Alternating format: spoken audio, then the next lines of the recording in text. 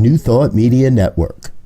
We are a global broadcast network of positive music, media, and entertainment, inspiring humanity's evolution along the journey of enlightenment and creating a world of love, peace, empowerment, and prosperity for all. New Thought Media Network. Positively inspiring.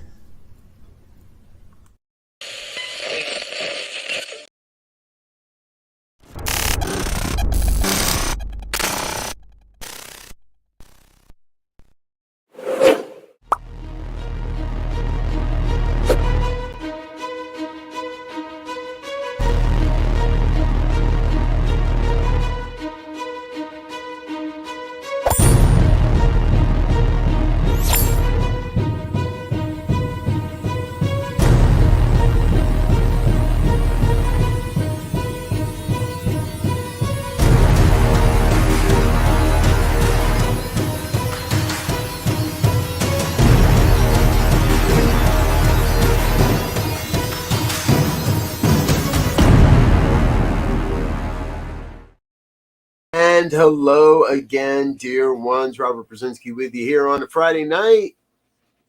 It's 5 o'clock on the Mountain Time Zone, and that means it is time for the good news. So grateful that you are here with us today.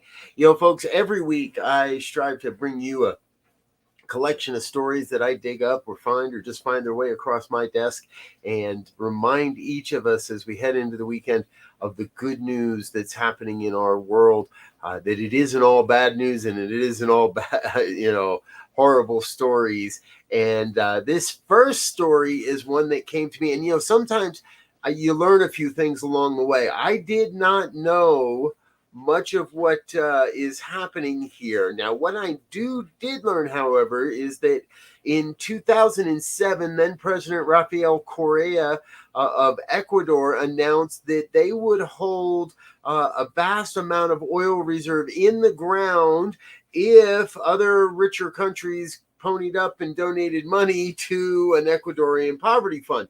However, not very many countries did that. And so for the past 10 years and more now, there has been a legal battle going on about whether or not Ecuador should tap into this giant reserve of oil. Now, the good news is that 60% of Ecuadorians voted against drilling and voted to keep the oil in the ground. This is good news. The state oil company, Petro Ecuador, are going to begin dismantling equipment that are near this park, and it is a national park as well. So good news in Ecuador. We're going to keep the oil in the ground for a bit longer. I think that's a great idea. Let's give some of our renewable resources a chance to take over and do the work they need to do. Folks, we get most of our stories over at thegoodnewsnetwork.org. We do encourage you to drop by their site and give them some of the love and attention they deserve. We get a lot of our programs. We get a lot of our different stories we find over there. However, if you hear of a good news story you think we should be covering, by all means, please send it to us. goodnews@ntmedia.org. That's goodnews@ntmedia.org. Let us know about the good news stories you're finding in the world. If we can, we'll cover them. Or maybe, if you'd like to be a special guest one night, we could talk about that as well. All right, back into our good news stories here. Now, this one I found really interesting because over the last 40 years, the Newcastle University-led study has been focusing on the Pacific Island nation of Palua. I believe that's how you say that. And what they have found is that the coral is more adaptable than we had thought. Now, one of the things that's going on with climate change is that coral are having bleaching events, and we're losing coral due to warmer ocean temperatures. Well, researchers say that high-frequency bleaching can be fully mitigated at some reefs under low to middle emission scenarios where, for example, the Paris Agreement commitments are fulfilled. We know that coral reefs can increase their overall thermal tolerance over time by acclimatization, genetic adaptation, or shifts in community structure.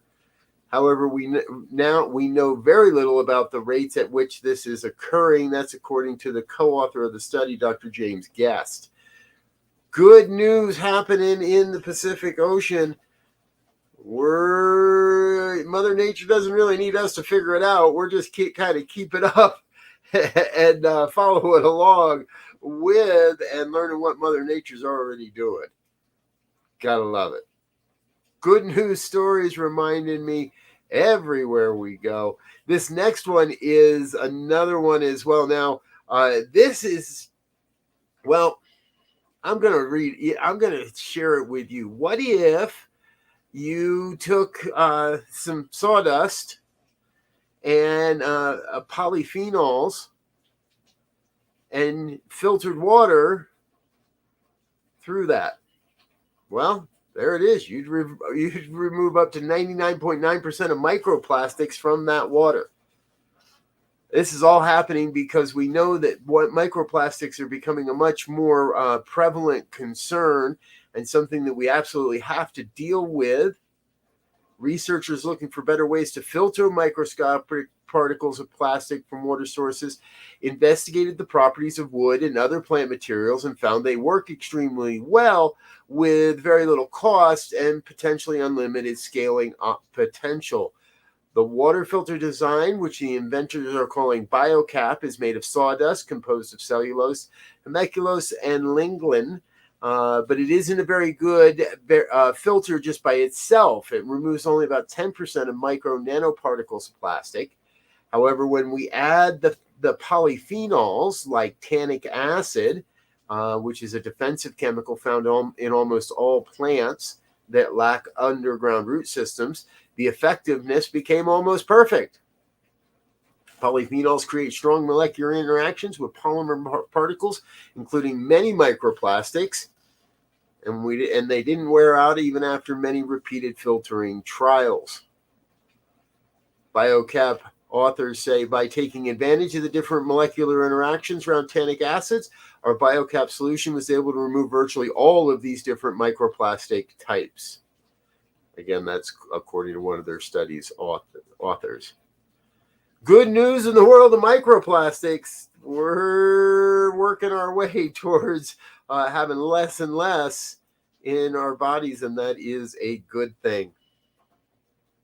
I love the way we witness innovation, and I love the way we witness cultures and peoples and organizations and even governments embracing a new way of being, embracing a new way of moving forward as one world, thinking globally, acting locally.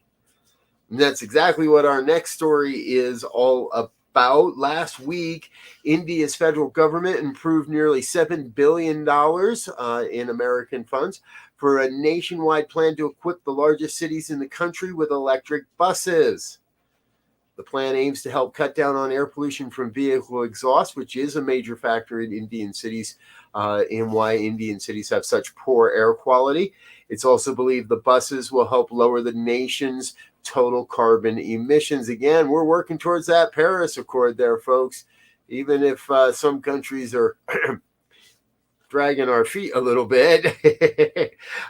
Demand for electric buses has been growing, and Prime Minister Modi is aggregating this into a centralized plan while inviting companies that make electric buses to build for government contracts. Here in the United States, the most recent infrastructure spending bill included $1.7 in funding for electric buses across over 46 of the 50 states, and that's intended to purchase over 1,700 electric or low-emission buses. You may start seeing those on your street corner as well, and I encourage you folks, embrace the electric revolution. I believe it is something that's going to truly help us break our dependency on fossil fuels.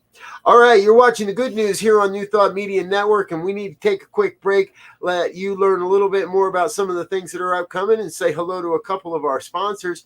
But we're going to be right back with another segment here on the good news on a Friday night. Don't go away. Stay with us. Hit the like, share, and subscribe buttons and let your friends know what we're doing. We'll be right back with more on New Thought Media Network. I was made in the image. I was made in the image of love. I was made in the image. I was made in the image of love. Here and now I can see I was made beautifully. I was made in the image. I was made in the image of love. Wish we'd all stop acting like we're strangers if we could see underneath. We are one family, and it don't matter where you come from. Every heart beats to the rhythm of one love. One love, one love. Every heart beats to the rhythm of one love. Every heart beats to the rhythm of one. What if we could rise? You are a gift. That is the absolute truth. You are a gift, a blessing to the world, a way that the infinite love of God shines itself, shares itself, and expresses itself more fully in the world. You are a gift and a blessing. Please take that seriously. Take it as your honor. Take it as your opportunity to be a light that shines for others.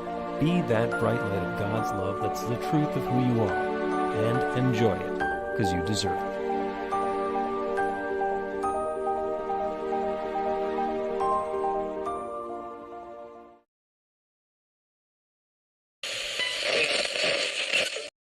And we're back with more of the good news here on a Friday night. New Thought Media Network. Thanks for being with us, folks. Please do hit that like, share, and subscribe buttons.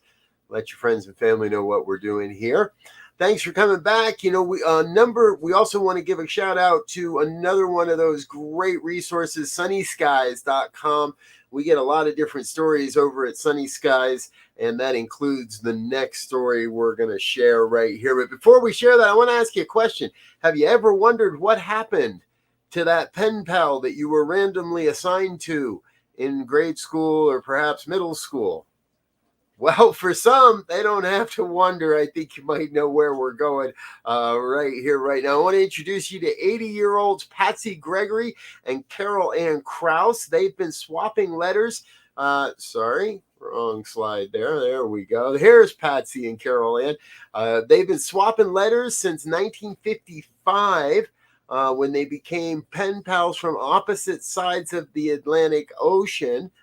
The pair went on to send and receive more than 800 correspondence. They've always remembered each other's birthdays, wedding anniversaries, and Christmas, but they had never met in person until Patsy told her daughter Steph that she'd always wanted to visit Carol Ann, who was living in Conway, South Carolina. So, you know where we're going. The family surprised Patsy with a ticket to the United States on her birthday in this past June. That allowed her to fly the 4,000 miles for the very long overdue get-together. It was quite emotional and it was lovely, Patsy said.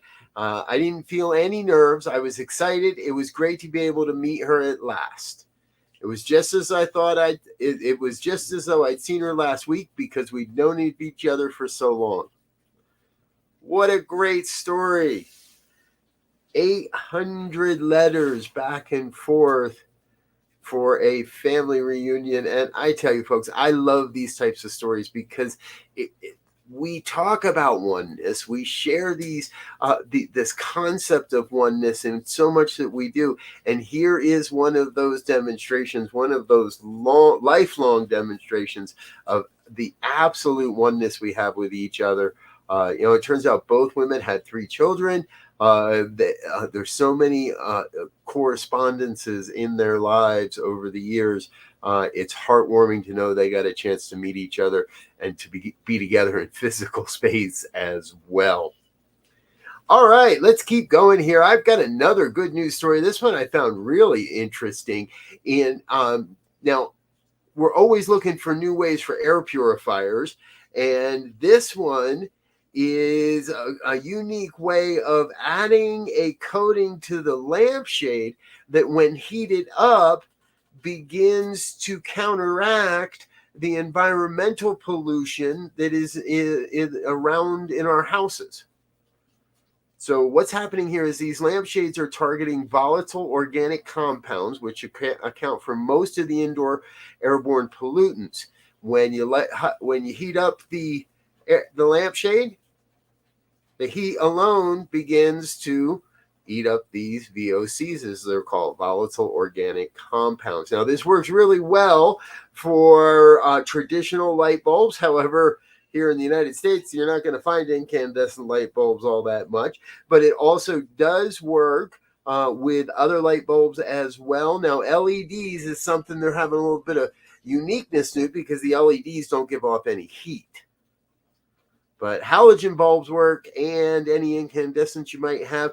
And guess what? The team is working on how to create thermocatalysts from LED light release as well. Just imagine your lamp and your shade becomes your air filter. Love it. More good news than ever before. Hey, I've got a couple more stories before we take a break, and we often, throughout the month of June, focus on our LGBTQIA+ members of society. This past year, many of our folks have been under attack in various legislative bodies, and I promise to follow up on a couple of the stories for you as they occur. Tonight, I want to do just that for a couple of stories. The first one is something a little new. Now, what's going on is several school districts in Virginia's Democratic-leaning regions are flat out refusing to implement transphobic policies recently handed down by the Virginia Department of Education. These policies force students to use bathrooms, pronouns, and names that align with their sex as assigned at birth. The state's Attorney General Jason Miyares sent a letter on Thursday telling schools are required to follow the policies, but the letter is not legally binding, according to legal experts in Virginia. The Alexandria City, Arlington County, Fairfax County, and Prince William County public school districts have all refused to follow these policies. The policies are part of the so-called parents' rights movement. And in August, just a couple weeks ago, they explained that the purpose of school division policies addressing non-discrimination is to ensure that all students and families have access to our educational programs and facilities so they can learn, graduate, and have successful futures. Congratulations and kudos to these school boards and these school systems in Virginia standing up and saying we will not adhere to an unconstitutional law. Love it, love it, love it. And in another follow-up story that we've been following, a federal judge this week issued a temporary injunction against a part of Georgia's new gender-affirming care ban, not the entire bill. Now, SB State Bill 140 was signed by Georgia Governor Brian Kemp in March. It revokes the license of medical professionals who administer surgeries or hormone replacement therapy for transgender people under the age of 18. The law creates an exemption for cisgender youth. They're allowed gender-affirming care to conform to their sex assigned at birth. The injunction reportedly blocks the part of the law banning hormone replacement therapy from going into effect, while the ban on gender-affirming surgery still stands. And let's be real, folks, very few minors are ever, it's almost unheard of that a minor receives gender-affirming surgery. any gender-affirming surgery needs to wait until after that teen has reached 18 and the age of legal adult. That's what I know of Colorado and many other states as well. So despite banning HRT SB 140, it also does not block puberty blockers. The Human Rights Campaign said allowing one but not the other is essentially creating a bridge to nowhere. The injunction came as a result of a lawsuit filed by the parents of 4 transgender girls with the help of the Human Rights Campaign, the ACLU, and the Southern Poverty Law Center. Prohibiting access to medical care is just cruel, according to Beth Littridge, the senior supervising attorney for the LGBTQ rights and special litigation at the Southern Poverty Law Center. The healthcare ban displaces parents' ability to make decisions in the best interest of their children, disregards the collective knowledge of the medical community, and condemns children to years of suffering. Laws like this are predicated on prejudice, misinformation, and manufactured fears, and they're indefensible as they are unconstitutional. Thank you to this judge for saying, no, we're not doing that. All right, folks, we're going to take another real quick break. However, I got a whole nother segment of stories coming up for you in just a couple minutes. So please don't go away. Stick around. We'll be back with more good news in just a moment.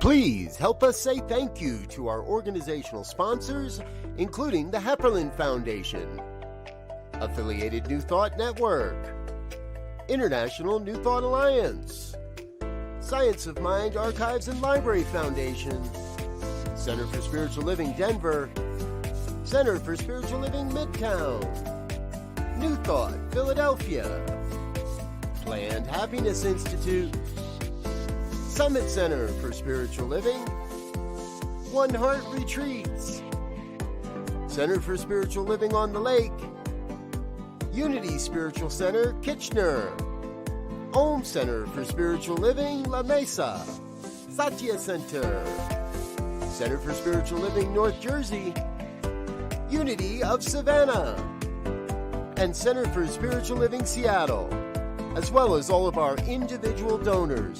Thank you for making New Thought Media Network a place to be. Please come be you. And remember, like, share, and subscribe. New Thought Media Network, positively inspiring. Yes. Thank you to all of our organizational sponsors and individual donors. You make this network what it is and help us to share this good news message out into the universe. Thank you. All right. Final story just up now here, folks. As many of you know, our third segment often is filled with our human interest pieces, and tonight is no different. I want to introduce you to Calvin Godet. Calvin is a utility worker in Chesterfield, Virginia, and he's being recognized for a selfless act of kindness that helped a stranger in need. Now, here's what was happening. Calvin was on his way to Subway for lunch when he said he heard the voice of God telling him to go to Burger King instead. Well, while he was in line at the drive-thru, he noticed that the woman who pulled up behind him looked very upset. And in a random act of kindness, Godet told the drive-thru attendant that he'd like to pay for that woman's meal as well. Little did Calvin know that how far this kind gesture would go. The woman in the car was Barbara Walters, and she was headed to her husband's funeral and was obviously very visibly upset. They had been married for 40 years. Walters said, "It just touched my heart so much that someone would take the time to do something like that for me." Some people just think, oh, it's just such a small gesture. It made me feel like there was a light at the end of the tunnel. Thank you so much, Calvin. You know, folks, we say it a lot. Sometimes the smallest of gestures can make the largest of impacts. And in this case, that is absolutely what happened. Please practice random acts of kindness, no matter how big or small you might think they are. No matter how small you might think they are, they make a difference in people's lives. Hey, making a difference in people's lives is one thing. Making a difference in a dog's life, now that's a whole nother story, especially when it turns out that after you do so, the dog saves your life. Here's what happened, folks. A few weeks back, Chris Cushnan and Sheila Janes checked out a Great Pyrenees named Moose. That's Moose there on the left. This is part of the Portsmouth Humane Society's program called Paws Around Portsmouth, and you can adopt a dog for a couple of days, take him out as a foster dog, and him or her, and advertise, try to help them find a family. And that's exactly what Chris and Sheila did. However, throughout the day, they weren't able to find a family for Moose, so they brought him home to their houseboat, which is moored at the Tidewater Yacht Marina. In the middle of the night, the boat next door caught fire, and Moose was able to wake the family up as smoke was beginning to pour into their boat as well. Sheila told Newsweek it happened so quickly, and at that point, every second counts. Those were critical minutes. Her family was able to get out of the boat and get out to safety. However, their boat was lost to the fire. Now, about a week later, another family had been following the story of Moose and Chris and Sheila, and decided that while no one had stepped forward to adopt Moose, it would be their chance and their turn. Brought Moose home and gave him a new home as well. No word here on a fund to help Chris and Sheila replace their houseboat. However, we do know that they are safe, and Moose is doing well in his new home as also. Right on. These are the kind of stories I love, folks. And as we are apt to do here on the New Thought Media Network, before we go tonight, I want to introduce you to this week's Hero of the Week.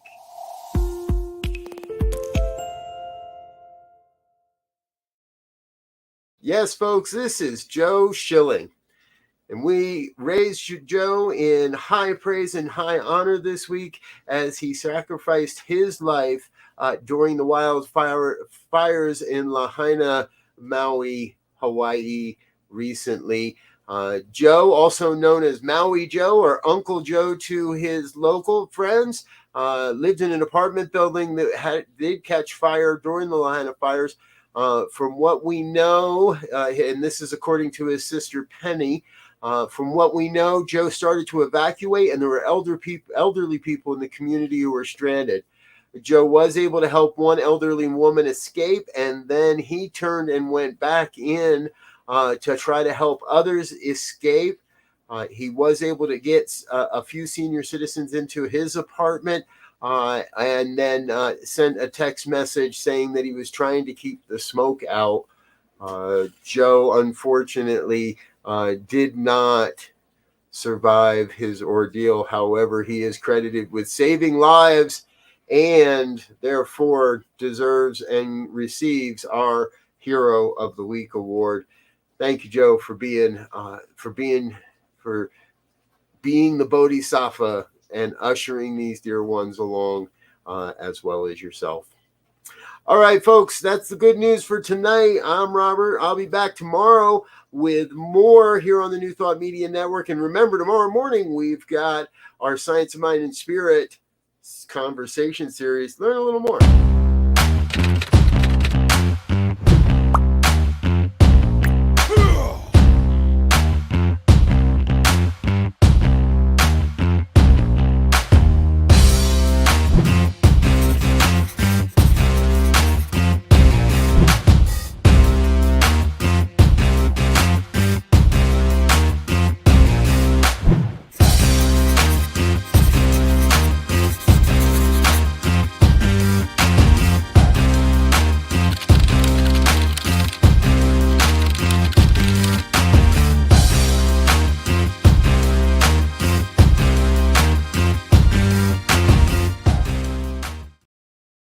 And please join us in just a half an hour for the Fireside Chat with Reverend Pastor Michael Mangus. Happens every Friday evening at 6 o'clock Mountain here on the New Thought Media Network.